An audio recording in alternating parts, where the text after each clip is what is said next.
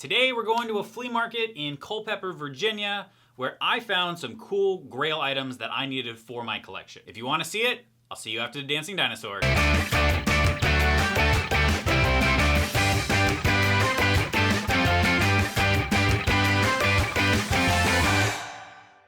Alright, welcome to the channel. If this is your first time here, I am Rex. I do all things video games. We collect video games, we hunt for video games, we play video games sometimes on this channel. If you're a returning viewer, you might notice something is a little different. Between the last video where I did my free PSP story, I merged the studio and the game room together. So I brought my entire collection and I put it in this room. That way you can see the progress on what we're doing. Over here on the blue side, and you'll probably recognize right here, this is the PSP from the story I took. This wasn't here before, and these are all the PlayStation games that we have. So we go from PS1 to 2 to 3 to 4, and then a little section for 5.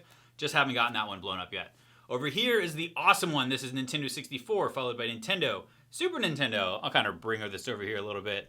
Super Nintendo, we've got GameCube, Wii, Switch, Wii U, and then down on the bottom, you really can't see it, but I have Xbox, Xbox 360, and Xbox One. Some cool items at the top. I got a spicy orange GameCube about a week or so ago. Didn't put that in the story, but it was a nice find. Found it for 80 bucks. 80 bucks! Even came with the orange controller. So, still pretty cool. It's a Japanese model, but it still plays the games, and it's very great to have up here. I'm gonna put my hand down. This feels weird. But today's conversation, which you're all here for, is you wanna see these Grail items that I found. Now, I'm gonna throw this out there. These are Grail items for me. Everyone is gonna have their own individual Grail items, but as far as a collector, I'm really big into Zelda. I'm really big into Nintendo. Can I give you a hint on what we found here? The better part of the story is the vendor that I met who sold me both of those items. He's opening up his own store in about a month, and as we get further into the video, I have a better story around him and some of the items that he was selling that I cannot wait to see. So let's get into it, and I'll take you into the flea market so you can see what I saw. Now, I will let you know there is going to be a little bit of commentary in here because there was so much music in the background and copyright laws. You know YouTube. They won't let me play all the music so without paying for it. So I'm gonna have my commentary over and I'll show you some of the booths that we saw. This is gonna be a little bit of a short walkthrough. When we went outside, there was probably only 1 or 2 booths that had some cool items. The first one that we saw had a bunch of pins and there were Sonic, Disney, video games. My daughter noticed that there was Tails from Sonic and Sailor Moon, which is something that my wife has watched before. There was also another booth, and I don't know if anyone remembers Loot Crate, but it's something that I had a few years ago. Gosh, maybe about 10 years ago, where they would send you a monthly subscription box, and there'd be some cool items in there. So you can see that there was like a little Mega Man one. We might still have it. I gave it to Asher for his games, his toys as he was a baby. And it was like a little Mega Man head. I also noticed that they had this cool hoverboard, and I actually still have mine. And this is just something that came in. I mean, this is the hoverboard from Back to the Future 2. I mean, this thing is pretty sweet. And it's just something that I put in back here by my Lego DeLorean time machine and some of my other items that I have, which I think might have come out of the same loot crates. I don't know if there was a Back to the Future theme ones, but I also got this. This might have actually just come through as a second one. So this is obviously Doc Brown, the inventor of the time machine, and the flux capacitor. All right, going inside, this is where all the magic happens. So there really was just one vendor for video games. Everything else was just kind of, people were selling candy and jewelry, but this stand had comic books and video games. And as we look through some of these were really cool games. Most of them were Switch. There were some 3DS in there. We also saw that there was an N64 controller for the Switch. Now, I have not seen one of these in person. I might have seen one in a store that I've been traveling to, and it's always been behind the glass, or it's always kind of been high up on a shelf somewhere. And most people are trying to sell them for over $100. This one was for $80. Still was, a little out of my price range. It's just kind of a cool thing to look at, and I decided to walk away. All right, so here's where we get to the good part of the story. So you can see that there is a 3DS Majora's Mask in there, and all the 3DS games they had were sealed. And me trying to build up a Grail system, right? I haven't been shy about this at all. My favorite game, my favorite series is The Legend of Zelda. More specifically, A Link to the Past, which was on SNES. I think that's technically Zelda 3. That was my favorite. I got that when I was about 9 years old. I know, I'm old. I got that when it was brand new and I was about 9 years old, and I played the bejeebers out of that all Christmas break. It's still my favorite game. I still have a copy here. on the shelf. I've played it on Switch Online. It is just a game that I love to go to. So building up my Grail, I picked up that copy of Majora's Mask. Now, I am going to keep it sealed. Now, it was priced for $40. In talking with him, he did do a little bit of price matching. I looked it up on price charting and what I saw on eBay for a new sealed copy, and they're going anywhere from around $25 to $30. He cut me a deal. I was buying, a little pack of Pokemon cards for Asher. They were $3. We came down to $28 plus $2. So I paid $30 for the cards and the game. So I got that one for about $28, which was just about price charting. I think for a new sealed copy that I get to put up here, and eventually I will have a glass cabinet which will be dedicated to all of my Zelda stuff. I think it's a good start. Looking that he had Switch and 3DS, I asked if he had any other, game stuff. Does he have cartridges? Does he have handheld consoles? And he pulled this item out from underneath. He was waiting for someone else to come and purchase it. If they didn't, he said it would be available to me. And as I mentioned, he does have a store opening up in a month. If it wasn't sold, he was going to list it there. He had in a box, essentially brand new. It wasn't sealed, but it was essentially taken out to be put into a protective separate case. He had a red X and Y edition Pokemon 3DS. He also had X and Y sealed in the case, just like I had the Majora's Mask. I'll go ahead and put up the prices here.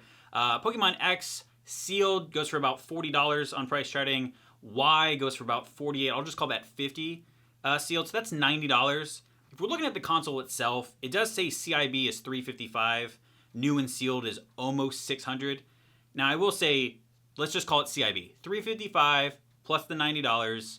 That gets us to $445. Now, he did say that he did only open it just to put it in the other case. So, if we're looking at new and sealed, if we're looking at the word sealed, it does kind of diminish it. I will tell you, from me seeing the box in person, that thing was minty. No cracks, no creases, no tears. It was amazing. And honestly, for $500, the difference between CIB and new and sealed, I think for looking at that box, I would have paid the $45 extra. Now, I'm not a Pokemon collector per se. I do have some Pokemon items.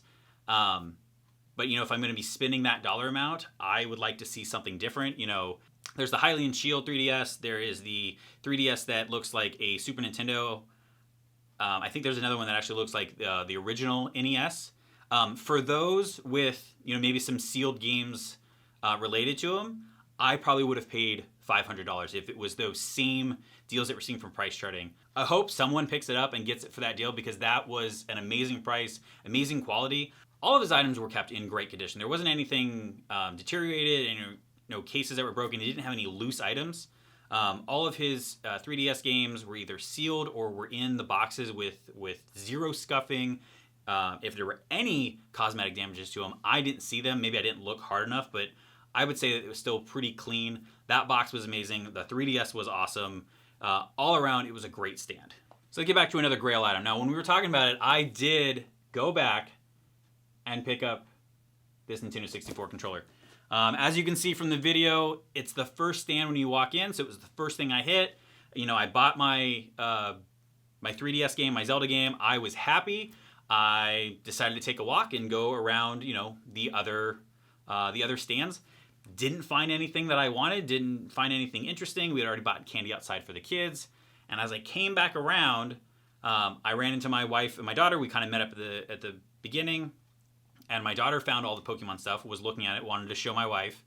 And I just kept staring at this Nintendo 64 controller. Now, if anyone has ever seen my videos, I'll plug one right here. There's one for GoldenEye, which, if you're using the Switch controllers, is horrendously bad. The video that I put together shows how you can kind of reconfigure it to where it matches up with the Nintendo 64 controller.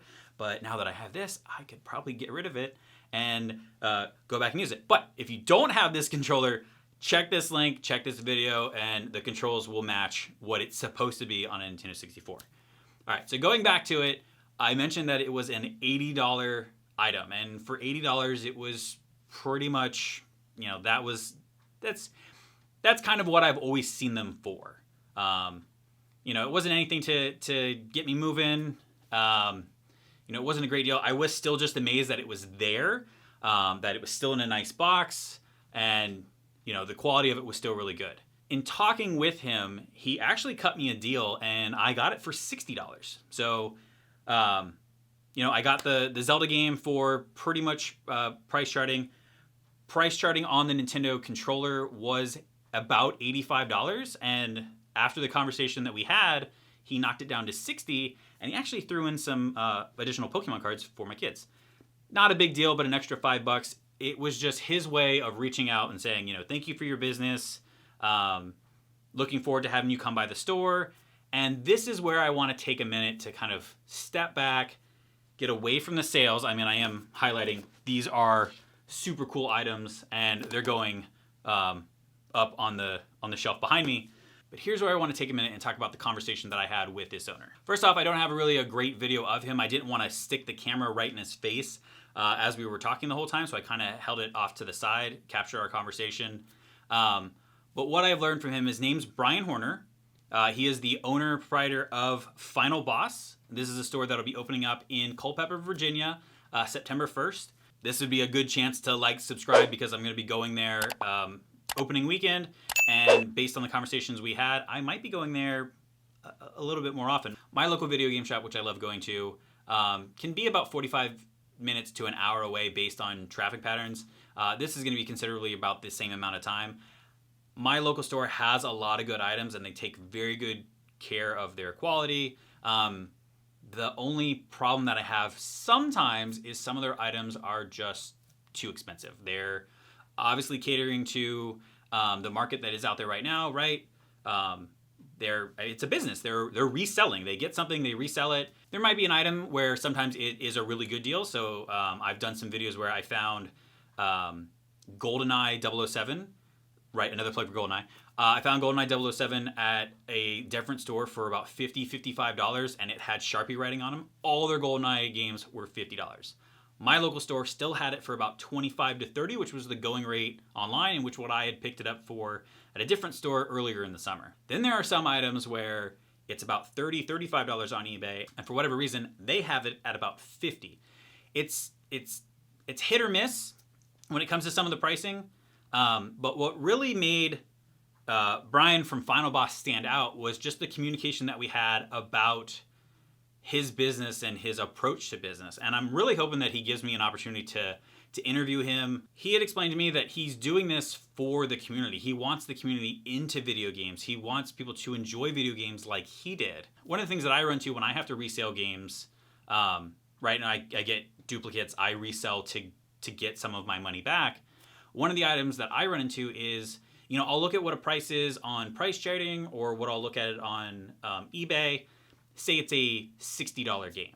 I could get $60 for it. And maybe, I lose out money on fees and whatnot.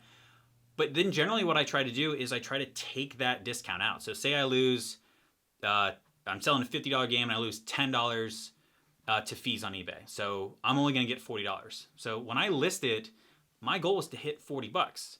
And a lot of times, if I have a lot of items out and I've already kind of made some of my money back on the lot, I'll be a little bit more generous. I'll bundle things together and say, hey, these were 3 items for $40 a piece. Now maybe it's $90, $100.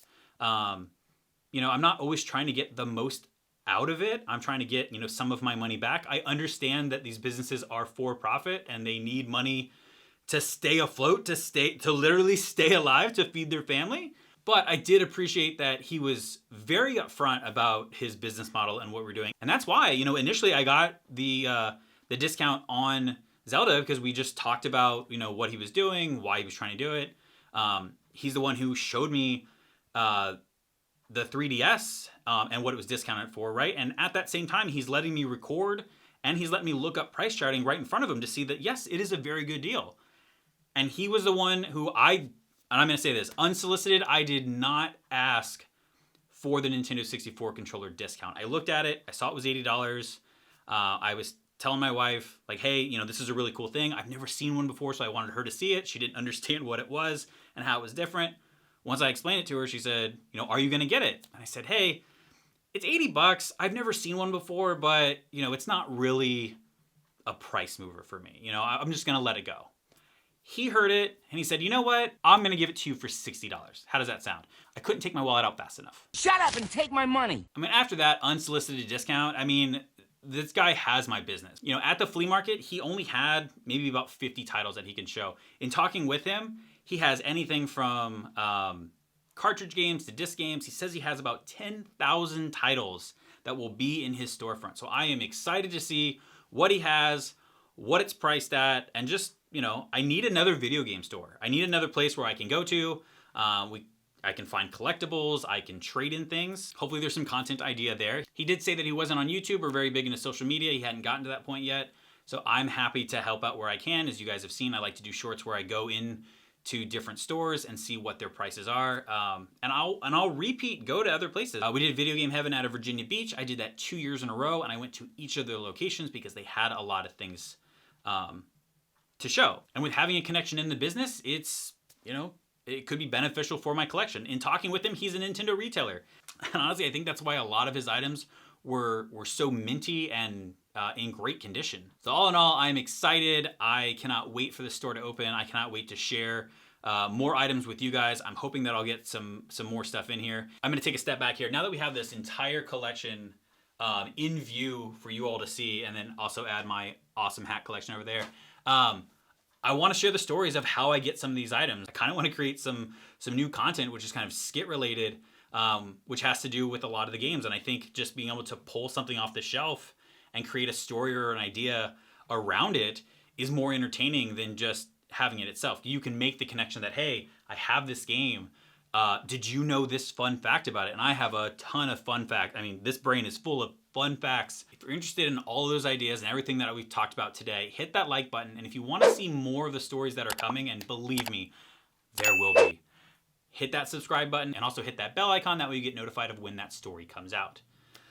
If this is your first time, I always like to say, I've been Rex, and you guys have been super cool for watching, and I cannot wait to see you in the next video. Bye, guys.